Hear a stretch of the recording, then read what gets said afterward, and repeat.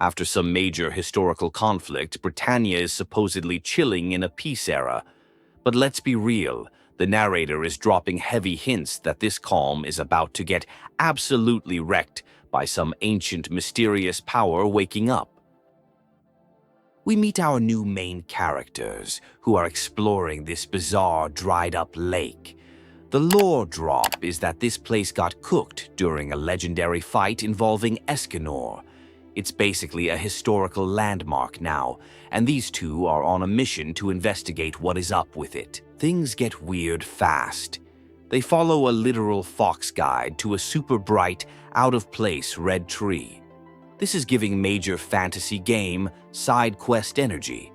It leads them to a hidden cave entrance, and you just know they are about to stumble into something they are not supposed to. Inside the cave, it is giving classic dungeon crawler. They are lighting up the path, fighting off whatever lies in the dark, and pushing deeper. The dialogue is full of that "I've got a good feeling about this" energy, which is basically a guarantee that things are about to go sideways. They stumble upon some ancient-looking golems that are not friendly. It is the classic awakened ancient guardians trope, and our crew has to throw down. These things are tough, but the squad manages to handle it, which is their first real test of strength together. The door is open now. The cave starts collapsing after they solve a puzzle, forcing a classic Indiana Jones-style escape. They have to swim through an underwater passage to get out, and the tension is high. They barely make it out, only to find the whole landscape outside has completely changed, with the lake now full. An ancient dragon shows up out of nowhere, but the real surprise is Hawk, the talking pig, making a grand return. He just randomly appeared back in Britannia after being in purgatory. He has no clue what is going on, which is honestly a whole mood for this entire situation. The new squad gets acquainted. Tristan, being Meliodas and Elizabeth's son, has a whole legacy to live up to. They piece together that a ton of time has passed since Hawk was last here. The mystery of the refilled lake and Hawk's return kicks off their official joint adventure. The adventure prep montage begins. Hawk is, of course, the self-proclaimed captain of their little night order. Their first mission is to investigate the area for more weird happenings. The world feels alive and full of secrets, and they immediately spot an extinct species of frog, confirming things are off. Hawk gets into a little trouble and needs some healing, which introduces the game's crafting or support mechanics. It's a quick tutorial on staying prepared in the wild. With their party member patched up, they set their sights on finding a local fisherman to get more intel on the forest. On their way, they find a strange, out-of-place stone pillar. It feels ancient and significant, another piece of the overarching puzzle. They decide to report it later and continue to the fisherman's hut, realizing the world is changing in more ways than one. It is not just the lake anymore. They finally link up with Isaf, the fisherman. He confirms their suspicions, saying the forest's vibe is off and the animals are stressed. He has not seen anything too crazy besides the dragon, but it is enough to validate the squad's quest. The world is on edge and they can feel it. A little side quest pops up where they help the fishermen start a fire in exchange for a recipe. It is a cozy little moment before the chaos, complete with a glider reward. This sequence establishes a gameplay loop of helping locals to gain knowledge and gear for their bigger journey. Suddenly, the ground is all black and corrupted, and a gnarly monster appears. This is the first encounter with what seems to be a major antagonistic force. The fight is on, and the squad has to deal with this new, spooky threat head-on. The stakes just got raised significantly. They run into Hauser, who's now a seasoned veteran. He is shocked to see Hawk and the kids. He warns them to get to safety, playing the protective adult role, but it is clear the kids are not about to sit on the sidelines while the world is in danger. They have seen too much. The monsters evolve or transform mid-fight, revealing they are actually corrupted forms of holy knights who died long ago. This twist is both tragic and creepy, suggesting a dark magic that defiles the memory of heroes. The squad realizes they are not just fighting monsters, but fallen warriors. Hi there! If you want to enjoy more gaming lore without grinding for 60 hours, hit that subscribe button. I do the grinding so you don't have to. Your support really helps the channel. After dealing with the corrupted knight, they get the full story. It is confirmed that the fallen knight Malmas was being manipulated. This incident solidifies that a sinister force is at play, one capable of raising and controlling the dead. The mission becomes much more serious than a simple investigation. The squad reports to King Baltra, presenting the mysterious artifact they found. Nobody recognizes it, and it does not exist in any records. Baltra then hits them with a fresh, ominous prophecy. Lioness is facing the threat of destruction. The ultimate fantasy trope, but it hits every time. A war council is held to address the new threat. They decide to investigate strange occurrences across all of Britannia, connecting the dots between the monsters and the prophecy. Tristan wants to help, but the adults are hesitant to let a kid join such a dangerous mission, even if he is royalty. To prove they are capable, Tristan and Tioreh are tasked with solving a series of problems around Leones. Their first official test is to deal with a giant bird that has made a nest near the coast. It is a classic prove your worth quest, and the squad is ready for it. The fight against the giant bird is intense, but they manage to take it down. Hauser was watching from the sidelines the whole time, confirming it was a test. He is impressed but still worried, so he decides to officially join their party as a chaperone. The squad just got a major upgrade. Next on their list is a monster called Big Moth, lurking in a newly appeared cave. This continues their tour of mysterious new locations popping up all over the kingdom. The world feels unstable and unpredictable, with fresh dangers appearing faster than they can handle them. It is getting intense. They rescue a scholar from the Big Moth monster. This scholar, however, is unbelievably sus.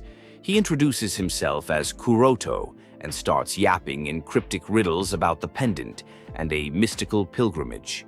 He clearly knows more than he is letting on, basically screaming, "I am a major plot device." Kuroto gives them their next destination, a hill with a red tree. He warns that this is not just an adventure, and that he will take the pendant if Tristan proves unworthy. The ominous energy is off the charts. He then vanishes, leaving the squad to question if he is a friend or foe. Following the scholar's lead, they track down some werebears who are moving a large, mysterious stone. This stone is a constellation trail, another piece of the ancient puzzle. The werebears are not happy about being followed, setting up another confrontation over these powerful, misplaced artifacts. After a brief standoff, the werebear chief explains they found the stones in the lake after the water returned. He was hoping to use them against a rival tribe. This confirms that these ancient artifacts are just appearing all over, causing chaos among the local populations as people try to claim them. Tristan feels a pull from the pendant towards an underwater location. Despite the risks, he decides to follow the lead, believing it is connected to Kuroto's mysterious quest. The rest of the squad agrees to follow, diving into the unknown to uncover the pendant's secrets and its true purpose.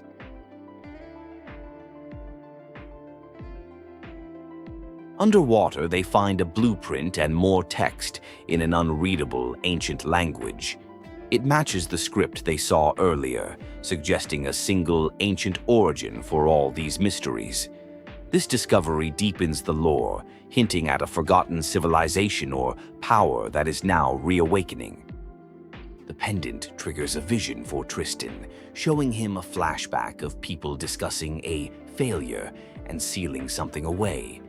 He hears the phrase "Book of Stars" for the first time, connecting it to his pendant. This vision is a massive lore dump, hinting at the pendant's true and possibly dangerous nature.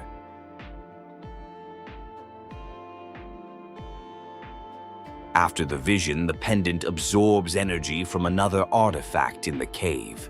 This power-up seems to be its main function, finding and integrating lost power. The cave immediately begins to collapse, forcing another thrilling escape as they are chased by a massive golem they accidentally reactivated. Having survived the cave and proved their abilities, Hauser officially gives them the green light. They have passed the test. Just then, Kuroto reappears, confirming the pendant is the Book of Transforming Stars. He offers his help now that they have awakened a portion of its power. Kuroto reveals he can read the ancient texts they found, positioning himself as their guide to the unfolding mystery. Tristan, showing his trust, agrees to work with him. Kuroto prepares them for the next stage of their journey, a trip to the legendary Fairy King's forest. Before they leave, King Baltra gives them new clothes for their journey, a classic RPG moment. They head to the port, but the northern road is blocked by another strange phenomenon.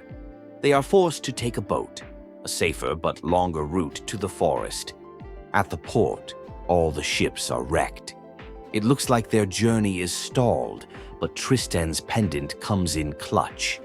It uses its reality-bending power to magically reassemble the shipwrecked pieces into a new, fantastical-looking boat.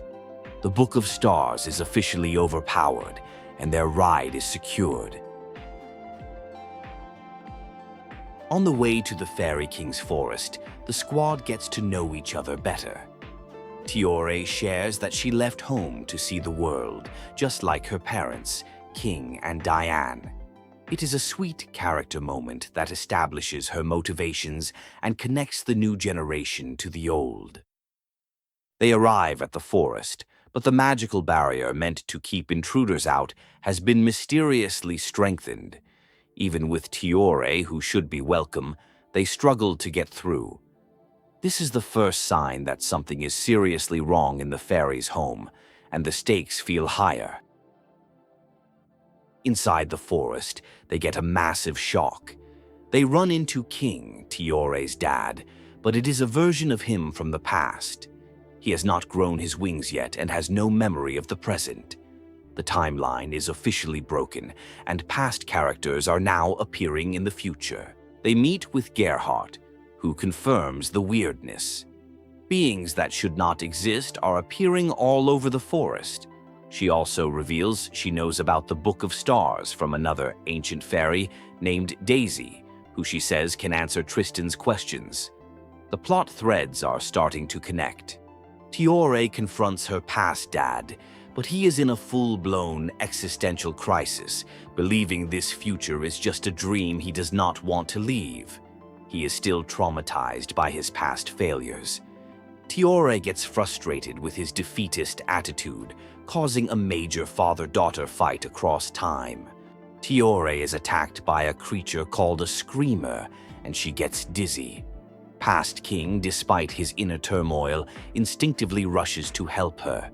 This moment shows that underneath his angst, he is still the hero he is destined to become, and his protective paternal instincts are kicking in.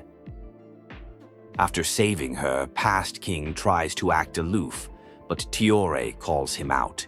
She knows he cares and that he will eventually become the cool Fairy King she knows. This heartfelt moment starts to mend their relationship and helps him begin to accept his future self. Tristan meets the ancient fairy Daisy. She confirms the pendant is the Book of Stars, but says it is not the cause of the immediate monster problem. She points to mysterious black fragments as the source of the corruption, hinting at a separate, equally dangerous threat operating in the shadows. The black fragments are revealed to be controlling local creatures, like the Screamers. Past King senses a strong, ominous presence linked to them and decides to investigate, splitting from the main group. The mystery of who is spreading this corruption becomes a central focus for the crew. The corrupted Screamers were guarding a strange, dark seed. This is the source of the Black Ground phenomenon. They also learn that a mysterious person, never seen before by the locals, is behind this. A new unknown villain has entered the game, and their motives are completely unclear to everyone.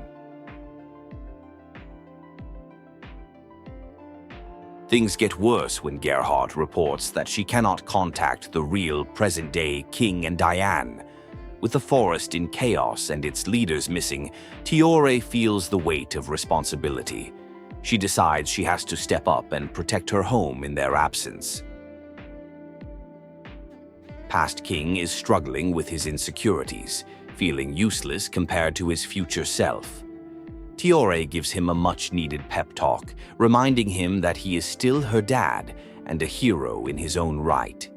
This moment of bonding strengthens their connection and his resolve. Daisy reappears and drops a bombshell. The timeline is distorted because the Book of Stars woke up. This explains why past characters are popping up everywhere. She says the pendant has the power to return them, but Tristan has not unlocked its full potential yet. A major crisis hits. The magical barrier protecting the main tree of the forest is breaking. Gerhardt believes Tioreh, with her mixed fairy and giant heritage, is the only one who can repair it. The pressure is on for her to embrace her lineage and save the day. As Tioreh struggles to repair the barrier, Past King steps in to help. By combining their powers, they successfully restore the protective shield. This act of teamwork not only saves the forest, but also solidifies Past King's role as a true protector, earning him the respect of the other fairies. The squad holds a meeting to piece together all the weirdness. They confirm the Book of Stars is causing the time anomalies, while the black fragments and monsters are a separate threat from a mysterious enemy. They are essentially fighting a war on two fronts now. The villain's plan is revealed.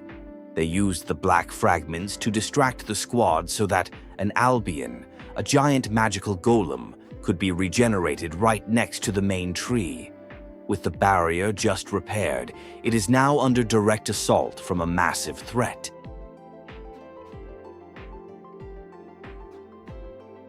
Past King, in a moment of true heroism, decides to face the Albion alone. He declares that he must protect the forest to ensure the future he came from can exist. It is a huge glow-up moment as he finally sheds his self-doubt and embraces his destiny as Fairy King. Just as they defeat the Albion, it regenerates into an even more powerful form. The situation looks grim, but all the fairies, inspired by Past King's bravery, join the fight. The entire forest unites to protect their home, turning the battle into an epic showdown. During the fight, Helbram's spirit appears, visible to everyone for the first time. His appearance provides a morale boost and confirms the strange, magical nature of their current reality. It is a nostalgic and powerful moment that bridges the gap between the past and present heroes. With the immediate threat handled, Tioreh decides to continue her adventure with Tristan. Past King gives her his blessing, promising to protect the forest in her absence. It is a touching moment of growth as he accepts his role and supports his daughter's journey into the world. The Book of Stars guides them to their next destination. They find fairies who have been driven mad by strange flowers. A fairy named Rose is revealed to be the one handing out the flowers, knowing they cause insanity because she was lonely and did not want her friends to leave.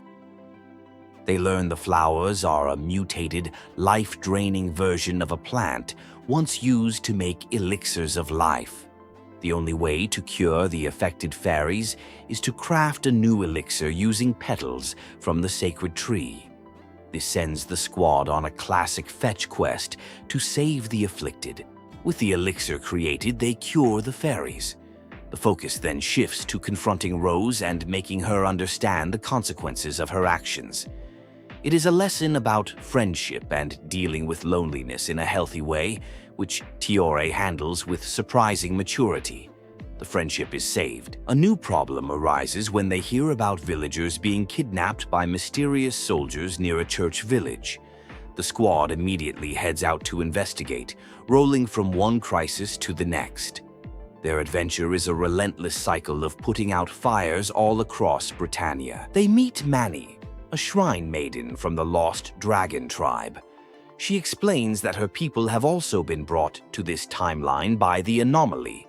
Her king, Drake, is forcing locals to mine a powerful mineral called bloodstain to restore their tribe's glory, and she has run away in protest. Mani reveals the full, terrifying plan. Her brother, King Drake, intends to use the Heart of a Dragon artifact to resurrect an ancient evil dragon. This will create an infinite supply of bloodstain, but will also likely destroy the world. Mani, as the Shrine Maiden, is the key to the ritual. The squad, along with a faction of the dragon tribe loyal to Mani, decides to stop the ritual by destroying the mined bloodstains. They plan to infiltrate the storage warehouse, turning their mission into a high-stakes heist to prevent a world-ending catastrophe from being unleashed. Their plan is foiled. King Drake shows up, revealing it was a trap. He is completely committed to his plan, seeing it as the only way to save his people from extinction, even if it means sacrificing the world. He forces Mani to come with him, setting up a final confrontation. The crew fights their way into the final ritual chamber. They learn from ancient texts that the dragon tribe is destined to fade away once the blood of the evil dragon dries up. Drake's plan is a desperate, last-ditch effort to defy their fate. In a shocking twist, Drake sacrifices himself, absorbing the evil dragon's power into his own body. He becomes a living source of bloodstain to save his people, but at the cost of eternal suffering. He entrusts the future of the tribe to his sister Mani. With the dragon tribe's crisis resolved, Mani decides to lead her people toward a new future, one of peace and cooperation. She and Tioreh agree to build a relationship between their people, turning a potential disaster into a new alliance. The squad's intervention has created a better path forward. The Book of Stars guides them to a patch of new food, the black corrupted ground, which has grown larger and more menacing. Daisy is there, explaining that these patches are growing all over and are extremely dangerous. This threat is escalating much faster than they realized. Kuroto appears in Leones's library, confirming the new food is a trace of stolen time. He sends them to a specific beach, telling them the answer to stopping it lies in the Book of Stars' power to manipulate time. The cryptic scholar continues to guide them from the shadows. At the beach, they meet Dreyfus, who is also investigating the spreading black ground. The corruption spawns monsters called Wispies, confirming a direct link. The problem is getting worse, with new threats literally crawling out of the corrupted land, pushing them to find a solution fast. They travel to the island of Farewell, a place special to Daisy. The island is being corrupted by new food, which is spawning even stronger monsters. It seems the corruption is targeting places of power or significance, making the threat feel personal and targeted. The Book of Stars reacts to the ancient ruins on the island, absorbing their power. Tristan learns to use this new energy to purify the new food. He has unlocked a new ability, giving them their first real weapon against the spreading darkness. It is a major level up for the squad. Just as they solve one problem, another emerges. A report comes in about a monster attack in the town of Fersen. Dreyfus heads there first, while the rest of the squad plans to follow after they finish purifying the Fairy King's forest. The adventure never stops. In Fersen, the townspeople are arguing. Some praise Dreyfus for saving them from monsters in the mine, while others are suspicious of him, claiming he caused the soldiers to collapse. It becomes clear that the Dreyfus in town is not the real one, but the past version possessed by Fraudrin. Hauser confronts the fake Dreyfus, who reveals himself to be Fraudrin from the past. He is here because the time anomaly summoned him. He sees Tristan as a target for revenge against Meliodas and Elizabeth before making his escape, leaving behind a warning about a greater darkness in the mines. The squad investigates the mine, which is now covered in new food. Inside, they find two warring tribes, the Gola and the Walker, who were displaced from their home by the corruption. The Walker tribe, led by the aggressive Wararuga, has taken over the mine, escalating the conflict. Wararuga uses the power of a Shinenka, a fully bloomed corrupting flower, to transform into a massive monster. The squad realizes these flowers are the source of the monster's power. After a tough fight, they defeat him, but the flower itself remains a huge threat. They travel to the Sand Kingdom, the original home of the Gola and Walker tribes, to deal with the source of the problem. They find a massive Shinenka protected by a barrier. They have to destroy several smaller new food sources to break the barrier and purify the main flower. After purifying the Sand Kingdom, they meet a new scholar, Sarashi. They travel to the town of Dalmary, which has been transformed into a desert. At the same time, the fortress of Baste has reappeared from the past, and its knights, led by Gorgeous, are kidnapping the locals. They meet another scholar in the newly formed Oasis town, the suspiciously helpful Bernas. He helps the town deal with heat stroke and seems like a good guy. Meanwhile, they learn that their friend, an apprentice holy knight named Dredrin, has been captured by the Knights of Baste. The squad infiltrates Baste to rescue their friend. The fortress is infested with new food and is guarded by past versions of the Weird Fangs. It is a full-on nostalgia trip of old villains, showing just how chaotic the timeline has become. At the top of the fortress, they find Jericho from the past, who is acting as the warden. She is under contract with someone to cultivate a Shinenka using the life force of the prisoners. They manage to rescue Dredrin and the other captives just in time. Back in the Oasis town, they are summoned by Hela, the deputy chief knight, who has also been brought to the present. The city of the dead has partially merged with the world, causing the living to become ghost-like and the dead to return. The anomalies are getting more and more bizarre. They learn Hela has been corrupted by a black fragment and is being controlled by an unknown person. The squad travels to the city of the dead itself to find and save her. The mission is becoming a tour of every major supernatural location in Britannia. They find and defeat the possessed Gila, freeing her from the fragment's control. She has no memory of what happened, suggesting the mysterious enemy can not only control people, but also erase their memories. The enemy's methods are becoming more sophisticated and dangerous. They run into the scholar Bernas again, who now needs their help. He claims he wants to create a massive magical barrier to protect the town from the desert heat.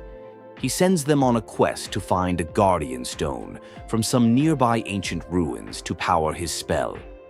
Sarashi reveals Bernace's deception. The guardian stone was actually a sealing stone. By removing it, the squad accidentally unleashed a sealed evil. Bernace lied to them, using them as pawns to further his own mysterious agenda. The friendly scholar was a villain all along. They pursue Bernace into the now unsealed underground ruins. He has led the townspeople there, intending to feed them to monsters to get a precious jewel. They also meet a mysterious character in a black mask named Bug, who is also fighting Bernace. After escaping the ruins, they clear up a misunderstanding with Bug, who was trying to save the residents all along. Bug is a classic lone wolf character who works in the shadows. They part ways, but it is clear their paths will cross again. The squad has a new, mysterious ally.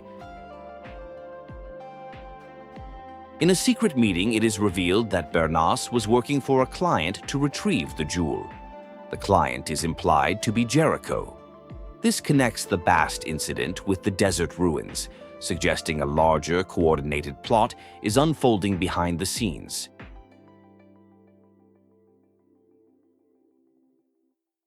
They find a past version of Diane hiding in the White Dream Forest.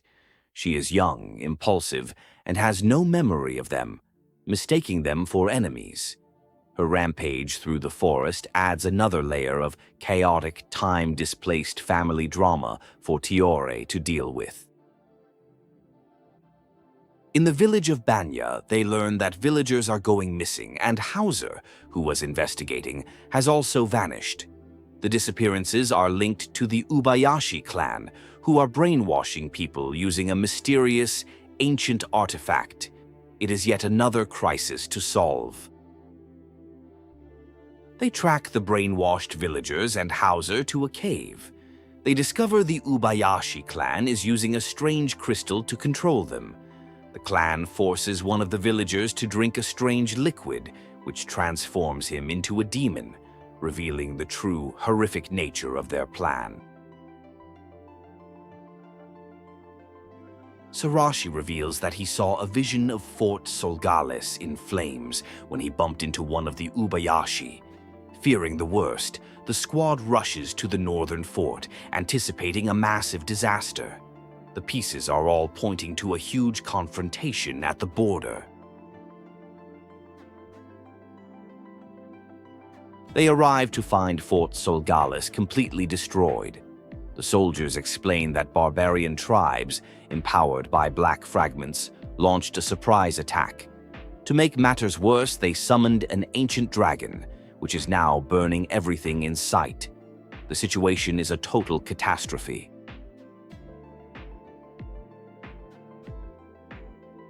During the chaotic battle, a massive new food bloom appears, absorbing the life force of the corrupted barbarians to fuel its growth.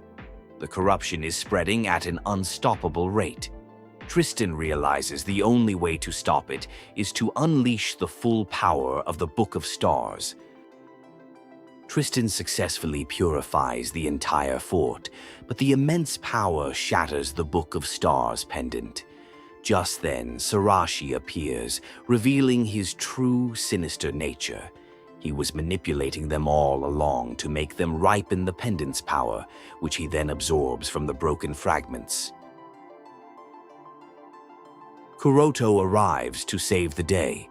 He reveals that the pendant was just a vessel and the Book of Stars' essence is not truly gone. He helps Tristan forge his own sword into a new vessel for the Stars' power, giving him a massive glow-up. The true mastermind behind the new food, a mysterious figure called the New Person, finally appears. They reveal that all the chaos was just to sow seeds for their harvest. In a final, epic clash, Tristan is aided by a vision or time-displaced version of his father, Meliodas, to fend off the ultimate threat. Gaming lore is long and confusing, but I break it down every week. Subscribe so you never miss a plot twist or hidden detail. Thanks for watching.